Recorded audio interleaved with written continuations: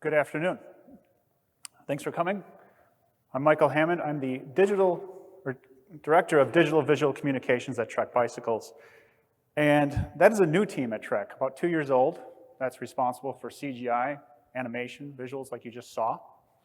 And a lot of XR falls onto our lap too. And that video took about 2 years to get to because we were doing everything from scratch, building everything. And I want to take you on that journey for the next 20 minutes or so. This is our roadmap. There's a lot of Trek-isms that you'll see here, but don't worry. We'll make sense out of it, and I'll recap at the end. Hopefully there's some time for some questions and answers. Doing the impossible in the context of this presentation is about taking an organization 0 to 1 with XR. And it's not an easy road. Every day of those past 2 years has been pretty difficult. And it takes a lot of energy. I'm guessing a lot of you have gone on a similar journey or are considering going on a similar journey. It won't be easy. I think, all of you being here and being energetic about this stuff is what matters. This stuff is exciting. You know where it's going. You're willing to experiment with this technology. That's why you're here. I was pretty excited after my first AES 3 years ago. But reality has a tendency of coming to slap you in the face when you get back home to your organization. I was excited to use this stuff, and I had a hard time finding good use cases. Sometimes the technology didn't work, or it just wasn't that compelling. Sometimes it was tough to find the ROI, or show how you're going to deliver value with it. So if you ask me, have we done social media engagement with AR experiences at retail? No. Are we able to configure bikes in 3D in real time on our website? Not yet. But we've done those experiments, and the one thing I've learned is that you have to do it right, or you shouldn't do it at all, because you can really damage the technology and people's perception of it. And doing it right takes a long time. Trek started in 1976 in this very red barn in Waterloo, Wisconsin, and Trek started small. 2 people. And what I found out when I dug into this is how important brand imagery and product imagery was to Trek. So you look at us in the 1970s, the 1980s, into the weird 90s where Lance became our spokesperson. Yes, that is Lance. He is wearing a Speedo. This is before the Tour de France. Into the early 2000s where the visual brand language really started to take shape and our photography got even better. To today, where it's incredible. It's very much a part of Trek's DNA. Because cycling is in the fashion industry. And it changes constantly. And Trek has to change constantly with it. So we're always looking for new ways to deliver content and new kinds of content to deliver. This is our Instagram page from about two months ago. You'll see 5 CGI images on there. 2 months before this, there was probably 0. So that's progress. Now let's pause there on the whole visuals thing and think, you're going to start something new, maybe in your organization or your own business. You want to go in with the mindset that you're going to be awesome at it. You are going to be best in the world. You might not be there right away, but you're going to get better every day until you are. Trek makes a lot of amazing bikes, but one place we are best in the world is Trek Project One, and that is our custom program where you can go online or at the retailer, configure your bike, pick your paint scheme, all the parts, and spend a lot of money. The thing is, the technology and the craftsmanship is better than anything that anybody else can do. And the photography of these bikes is incredible. Our photo studio does an amazing job, and they put a lot of time and effort into setting these things up so the bikes look great. It's not just one bike model either. It's a lot of bike models, and there's hundreds of variations. There are hundreds of colors, and these colors and finishes are changing constantly, every year. So as you might imagine, it's complicated. It's very expensive to run this business. There's a lot of people involved, the painters, the builders, the photographers, all the logistics. So let's pause there. We've got nearly 50 years of amazing product and brand imagery. We've got a best-in-the-world custom program, like Project One.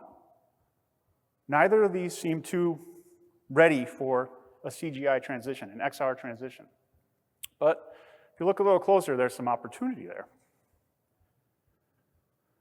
I saw this opportunity in 2017 when I left Trek to start experimenting using VR. So everything for me started with VR.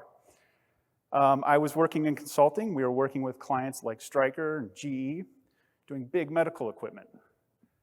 And looking at that stuff in VR is way better than having to build a big prototype, a big wood monster prototype of that, a lot cheaper too. And so my lights went off. I'm like, this is awesome for product development. So when I got burnt out on consulting, and I did, I came back to Trek. And I brought the VR capability with me, started having them using it. We were spending $200,000 a year on 3D printed, painted prototypes so that we could look at them, review them, and then pretty much throw them away. And within a year, we cut that in half with VR. But that is old news. I was done with that 2 years ago. I wanted to do more with these tools. I knew we could do more. And Project One was a big opportunity for that. So I shop it around, I shop the idea around, and of course you get the naysayers. I've heard a lot about naysayers at this year's conference. People saying, it's too hard, it's too expensive. You'll never, ever match what our photo team can do. And I wondered, did anybody even bother to try just one bike, right? So you gotta fire some bullets. Bullets are those little experiments, those little POCs that you do to learn, to gain forward momentum. So back in 2020, 2021, somewhere in there, our photo team was focused on a new launch of this bike, the Speed Concept, meant for triathlons, time trials, that sort of stuff. I was busy in the background gathering all the parts. Our data wasn't together. Like, you're finding CAD here, there, images here, there. And I put it all together. And I created this. I fired the bullet. I learned a lot. I learned a lot about product lighting, which is extremely difficult, and it is an art form. Don't ever underestimate that. I also learned why nobody did this before, because it was a huge pain in the ass. But I kept going. I did the other bike colors. I did other bike specs. 3 more. Great. Started showing this around. I could do this. Not to the level it needed to be done, but I could do it. The thing is, we've got a lot of bikes. I'm one guy. So, in order to make this happen, I needed to get a team together to make this a viable capability at Trek. That meant starting a flywheel. Every business, every great business has an awesome vision and mission and values, but what's really behind all that, what's driving it, is the flywheel. This is John Burke. He's our CEO. He's a super dynamic guy, loves a good whiteboard exercise. I had to sell him. I had to put in the work all in the background to get a presentation ready for him to sell him on this idea. And when I was done with that presentation, he looked at me and said, what are the odds that people that invest in this, companies that invest in this technology, are going to go back to the old ways in a year or two? And I hesitated. And he said, 0. There's no way. This is where things are going. So thanks to that effort, I had an advocate now. I had someone willing to invest in this technology. This is our flywheel. There's a lot of other detail that I'm taking out of this, but you get the idea. Our vision is to do the impossible with digital. It is vague and aspirational, like every good vision statement should be. But what it really means is doing the hard stuff, really driving everything we're doing at Trek in the digital space.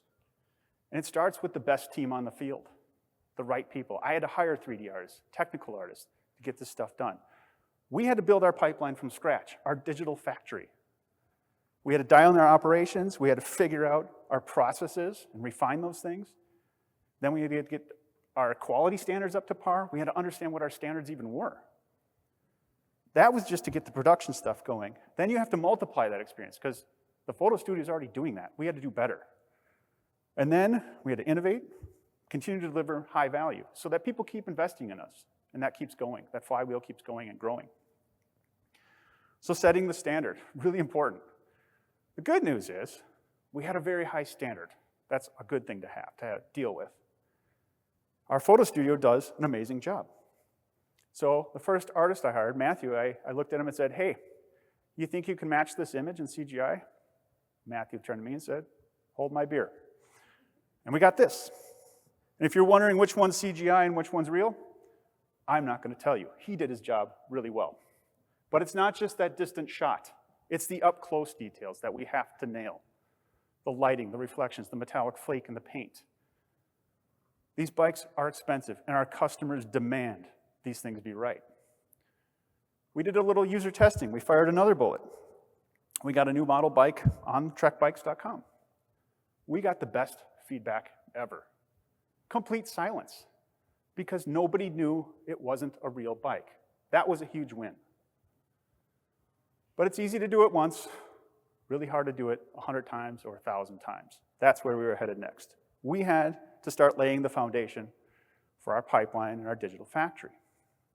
Now, the interesting thing is, whether it's a physical bike or a digital bike, it all starts out looking like a spreadsheet.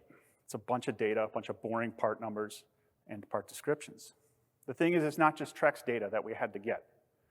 We have to get data from our partners, SRAM, Shimano, Fox, to name a few. And they're not just going to hand over their 3D IP to us. It took a long time to warm them up to this idea. We had to build a digital supply chain. And that's really important to say that, digital supply chain for a digital factory, because I'm working with people that work in supply chain and work in the actual factory. I can connect with them and help them understand what we are trying to do. At a very high level, and without getting into all the messy stuff, this is what it looks like. PLM data, spreadsheets, that drive our choices, how we find all the CAD data to build bikes in CAD.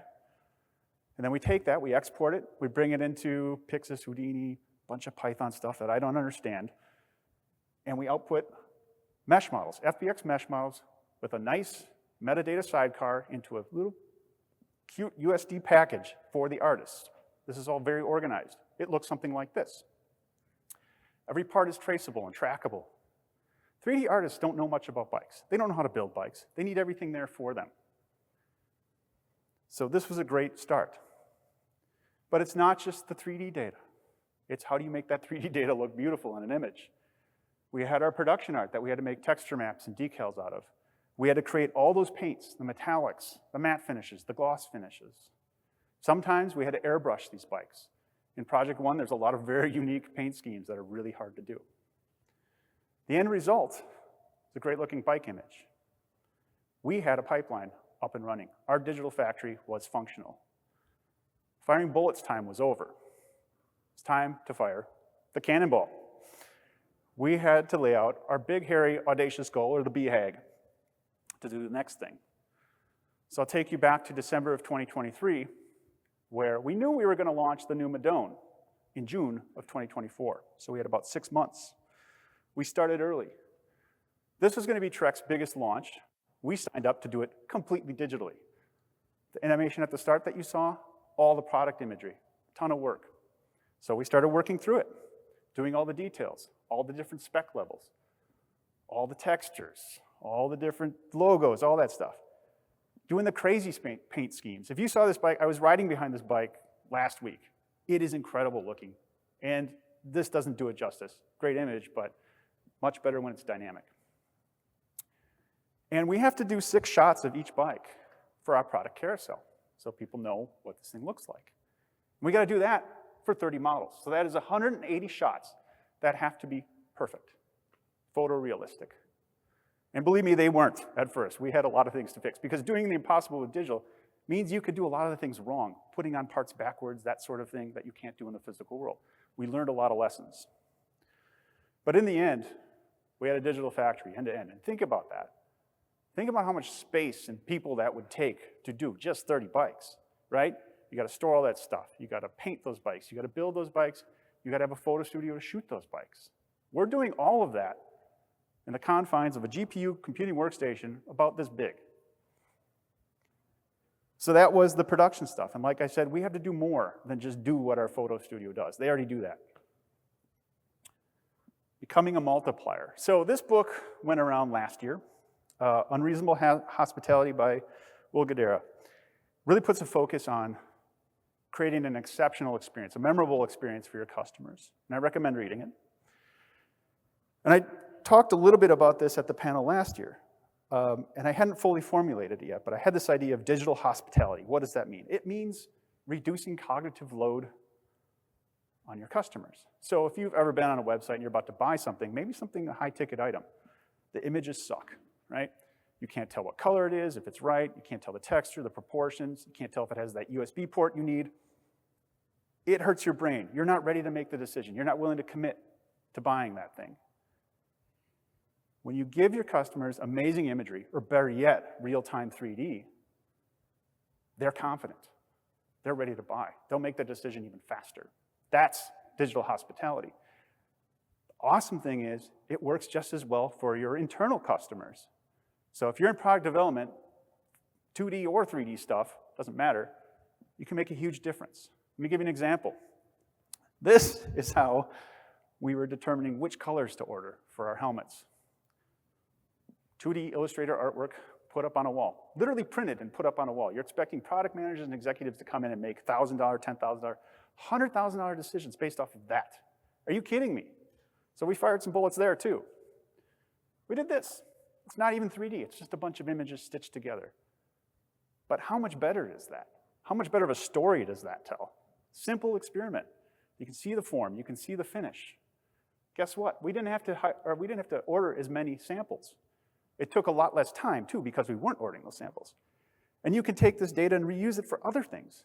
The artists can keep recoloring things and keep showing those things in reviews. We can do the packaging imagery. You refine it more, you have the imagery for your product carousel. And then you can even do some of the technical animation if you want.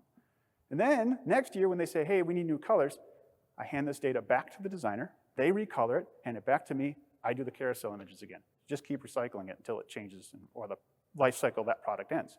Similarly, shoes, we actually started with the launch imagery, launch animation. Luke, our artist, did this work, and we were able to take his amazing work and do the still images of that product. And then, of course, hand that back to the designer where they start recoloring that. And once they're done recoloring it, we could bring it back to the animation. So we could refresh the animation with all the new colors. Pretty cool that you can reuse this stuff. And again, no samples and a lot less time. Project 1 right now is a single image. It's built on a bunch of layered images. It looks like this. Now, we want to go to 3D at some point. And here's why, right? Digital hospitality. You can actually see how the paint dances across, or the light dances across the paint on the frame. You can see flip colors. You can see the reflections. You can see what's matte and what's gloss, right? Pretty incredible. We did this 2 years ago. Everybody loved it. So why didn't we do this? Because reality hits you in the face. At the time, we didn't have a pipeline to deliver low poly models to do this.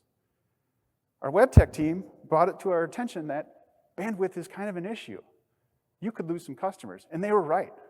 So we're not there yet, but this is where we're going. Now, none of this stuff matters unless you can measure it. Metrics drive a lot of things. We all know this. My team's expensive, but it's getting there. It's getting to starting to offset its own costs, right? So as you ramp up, things get really expensive and people get nervous. Your finance department and your managers, they get kind of twitchy about how much you're spending on this stuff. And then you do the first of its kind, the FOAK there. That was the Madone for us. And since then, everything is starting to get faster, cheaper, our processes are getting better, and pretty soon we will outpace our photo studio. Again, among all the other stuff we're doing. In the background, this is happening. We're not ordering more frames, we're not painting them, we're not shipping them across the Pacific Ocean anymore, we're not packaging all that stuff, and we don't have the big photo studio to deal with this. Although we do, because they're doing the other half of the bikes, but you get the idea of where things are going. We're a lot more flexible, way more consistent. Our cameras never move. Our lighting never moves. We can change the backgrounds, the colors. We can put the bike on the moon if you want, whatever, doesn't matter. That's awesome. Actual numbers. Now, here's the thing. Here's the rub, as they say. It is more expensive for us to do one bike. But when you buy in bulk, it gets a lot cheaper. So for a digital bike, to get all that stuff ready from zero to image is about $7,000. You can just bring a bike into the photo studio and shoot it, a lot cheaper. You sell that bike back. But when we do one bike, we do all the colorways off of that one model. So that's actually 7 bikes. So for us, it's a little bit more than half of the savings from the photo studio. 100 bikes, you're saving $160,000 a year amongst, again, all the other stuff that we're already doing. The VR, replacing SLAs, and all the other product development stuff we don't actually measure at all. And then you can also reuse these assets. So when we do the 2026 Madone, guess what? We don't have to rebuild the SRAM drivetrain again. It's already done. We just take that, put that in there. Save a ton of time, so that number comes down quite a bit. And then you can do cool videos like this. This was just shown at Adobe Max this week as a partnership between Trek and Pantone. Great stuff. Didn't take us very long because we already had the assets ready to go. So our journey at Trek will be different from anything you'll experience because our organization is different. But I want you to leave knowing this. You've got to go in with the right mindset. You've got to go in knowing you want to do something awesome, that you're going to be best in the world, maybe not right away, but you will. You've got to start small. You've got to fire those bullets. Those little POCs, those little experiences that keep driving things forward. I think you've heard that ad nauseum at this conference already. Important thing is to set the standard. Know where you want to go. Know what you want to hit. How good does it need to be? And be prepared to do the hard stuff. Because I'm not telling the sad story behind all this stuff, that it took 2 years of fighting with various groups to get these things done. And I'm fighting in a good way. A lot of positive tension there. So you get this done, you execute, you repeat, you learn again and again. And that is what doing the impossible with digital is all about. And I think you can see it's definitely worth it. Thank you.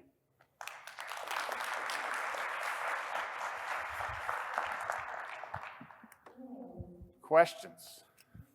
We have time for one quick question if anyone One quick question. has it. Yep. Just yell.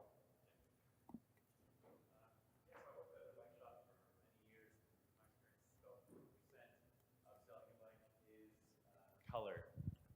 Is that the same experience that you have? How much of the color impacts how much people buy a bike? I would say 99.8%.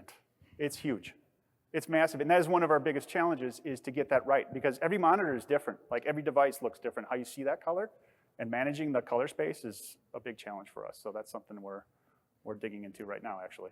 Interesting. So are you going to push on people not worrying about trying the bike out in a bike shop? It's more just about the color then? Maybe I misunderstood your question. I'm just saying how important color is to the consumer. No, I'm thinking about in terms of actually riding the bike in the field compared to the color. Oh, compared to the... Yeah, how much of the actual buying the color bike first, ride feel second. Like it's all emotion at first, right? You see that bike, you're like, oh, I got to have that. And you ride it, and it might not be quite up at your expectation. You'll still buy it. Okay. I do it all the time when it's on our own bike. So great, thank you. Thank you.